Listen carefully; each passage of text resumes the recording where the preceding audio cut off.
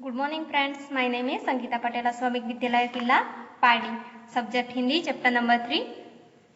बच्चों, हमने लेसन देखा। अब हम अभ्यास और स्वाध्याय के प्रश्नों के उत्तर देखेंगे। प्रश्न 1, निम्नलिखित वाक्य किसने किससे कहा और क्यों, बताइए। ये वाक्य किसने किसको कहा और क्यों कहा, ये बताना है हमें।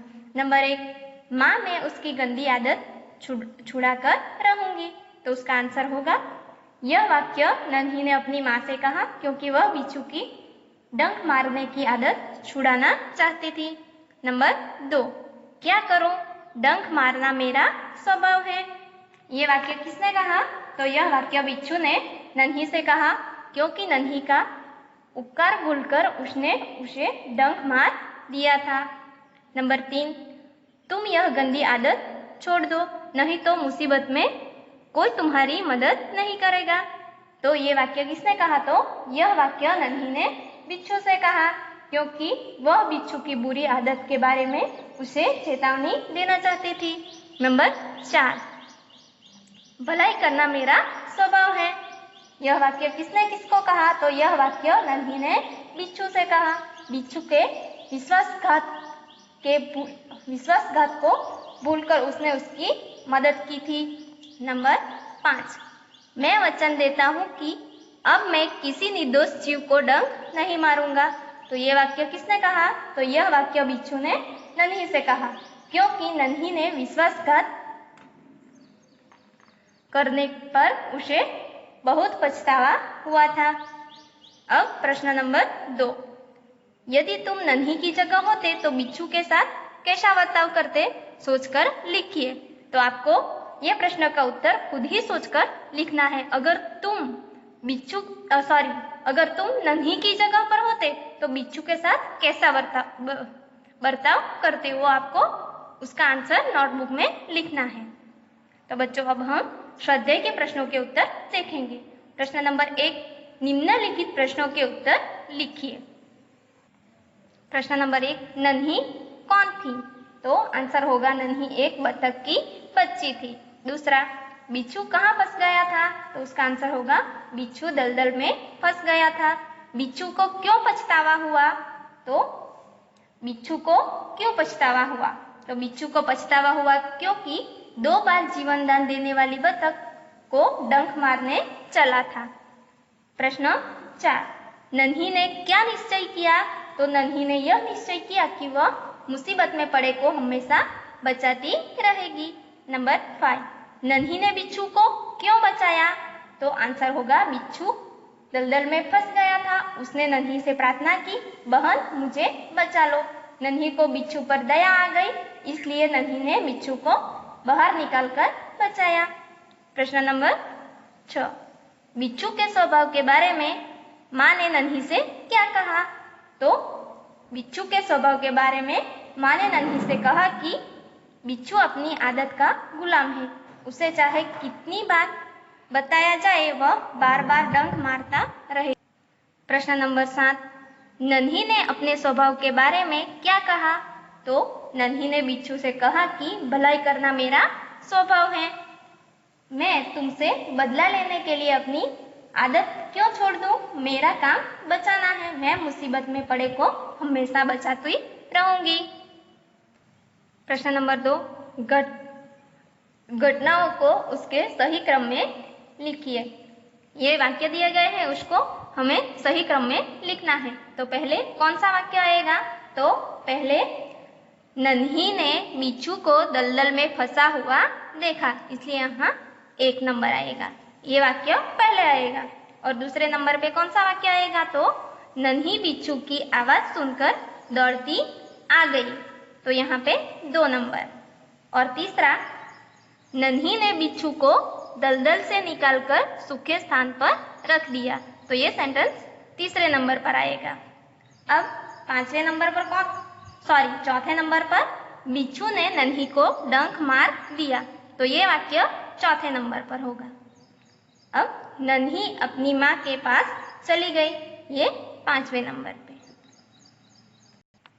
प्रश्न 3, इकाई में से 5 संज्ञा शब्द ढूंढिए और उसका वाक्य में प्रयोग कीजिए। तो यहाँ पे उदाहरण है बिच्छू, तो बिच्छू दलदल में फंस गया था। ये संज्ञा है और उसका वाक्य है बिच्छू दलदल में फंस गया था। अब दूसरा शब्द कौन सा होगा संज्ञा, तो ये हमें लेसन में से ढूंढ के यहाँ पे लिखना है और उसके सेंटेंस बनाने हैं। तो संज्ञा है कौन सी, तो नन्ही। दूसरा स्थान, मुसीबत, पानी और आदत। ये शब्दों को आपको सेंटेंस बनाने हैं। ये शब्द ऐसे यहाँ पे बिच्छू आ गया, बिच्छू दलदल में फंसा है, तो यहाँ पे नन्ही है, तो नन्ही का वाक्य बनाना है। नन्ही एक बतख का नाम है। ऐसे स्थान, मुसीबत, पानी, आदत, उसके वाक्य आपको खुद ही बनाने हैं। इकाई में प्रश्न नंबर 4, इकाई में प्रस्तुत मुहावरों में से किन्हीं 3 मुहावरों को रेखांकित कीजिए और उनका अर्थ देखकर वाक्य में प्रयोग कीजिए। तो ये आपको मुहावरे खुद ही बनाकर लिखने हैं। प्रश्न नंबर 5, निम्नलिखित शब्दों के समानार्थी शब्द खोजकर उनका वाक्य में प्रयोग कीजिए। तो यहाँ पे उदाहरण है सरिता, तो नदी, नदी का समानार्थी शब्द क्या होगा, तो सरिता, तो उसका वाक्य में प्रयोग नर्मदा गुजरात की सबसे बड़ी सरिता है। तो दूसरा स्थान, स्वभाव, मुसीबत, प्रश्न और थिरकता, तो उसका समानार्थी शब्द मैं आपको कहूंगी और आपको वाक्य खुद ही बनाने हैं। तो स्थान, स्थान का समानार्थी होगा जगह, जगह। स्वभाव, स्वभाव का समानार्थी शब्द होगा प्रकृति, प्रकृति।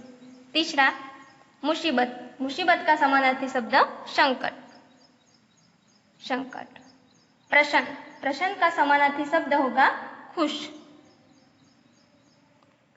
थिरकना, थिरकना का समानार्थी शब्द होगा नाचना, नाचना। तो बच्चों ये समानार्थी शब्द है, उसके वाक्य आपको खुद ही बनाकर लिखने हैं। प्रश्न नंबर 6, निम्नलिखित शब्दों के शब्दकोश के क्रम में लिखिए। तो पहले कौन सा शब्द आएगा, तो पहले डंक। निम्नलिखित को शब्दकोश में कैसे लिखते हैं, तो पहले डंक। दूसरा शब्द नदी, नदी। तीसरा कौन सा होगा, तो बिच्छू, तो यहाँ पे बिच्छू। चौथा कौन सा, मुसीबत, तो यहाँ पे मुसीबत। और लास्ट शैतानी, शैतानी। प्रश्न नंबर 7, नीचे दिए गए चित्रों को देखकर 2-2 वाक्य लिखिए और कहानी बनाइए। यहाँ पे चित्र दिए गए हैं, तो हमें चित्रों को देखकर हमें कहानी बनानी है। तो नंबर 1, तो एक नदी थी, उसके किनारे एक पेड़ था, पेड़ पर एक कबूतर रहता था, पेड़ के नीचे एक चींटी रहती थी। और एक दिन कबूतर ने चींटी को नदी के पानी में डूबते देखा। उसने फौरन एक पत्ता तोड़कर नदी के पानी में डाला। चींटी पानी से पत्ते पर आ गई, पत्ता बहते बहते किनारे आ गया। कबूतर ने नदी से पत्ता बाहर निकाल दिया था और चींटी की जान बच गई। उसने कबूतर को धन्यवाद किया। अब तीसरा चित्र में देखते हैं। एक दिन कबूतर पेड़ की डाल पर बैठा हुआ था।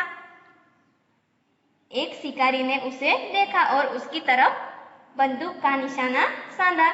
चींटी ने यह देखा और उसने फौरन जाकर शिकारी के पांव में, यहाँ पे देखिए शिकारी के पांव में काटा। शिकारी दर्द से चिल्लाया। उसकी आवाज सुनकर कबूतर उड़ गया। चींटी ने कबूतर की जान बचाई। कबूतर ने उसका आभार माना। तो बच्चों आपको ये कहानी आपकी नोटबुक में लिखनी है।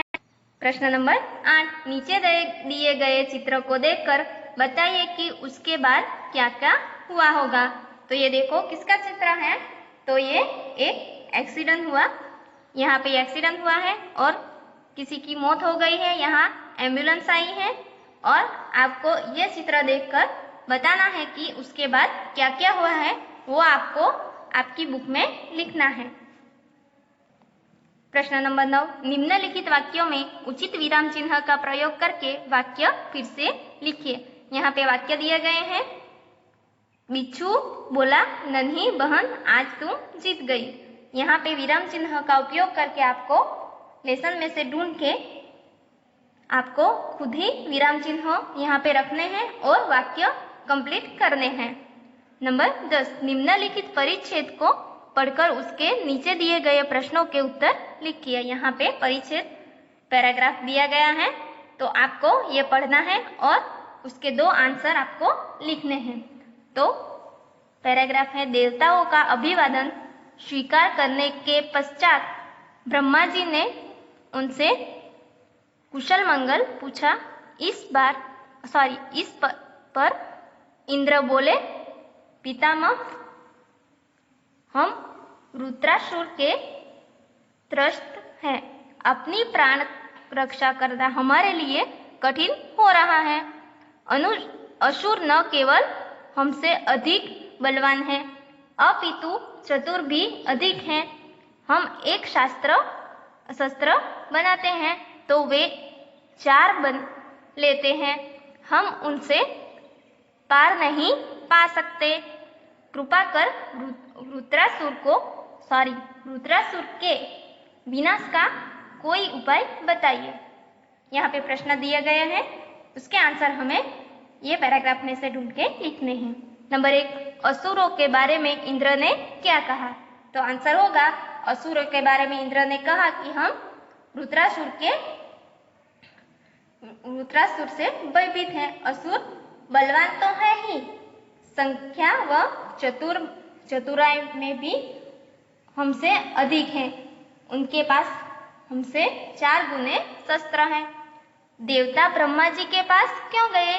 प्रश्न नंबर 2, देवता ब्रह्मा जी के पास क्यों गए? तो देवता रुद्रासुर के विनाश का उपाय पूछने के लिए ब्रह्मा जी के पास गए। प्रश्न नंबर 11, नीचे दिए हुए वर्णों से 5-5 शब्द बनाइए।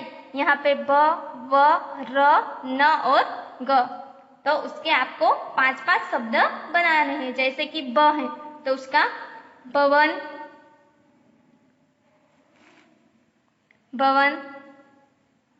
भलाई,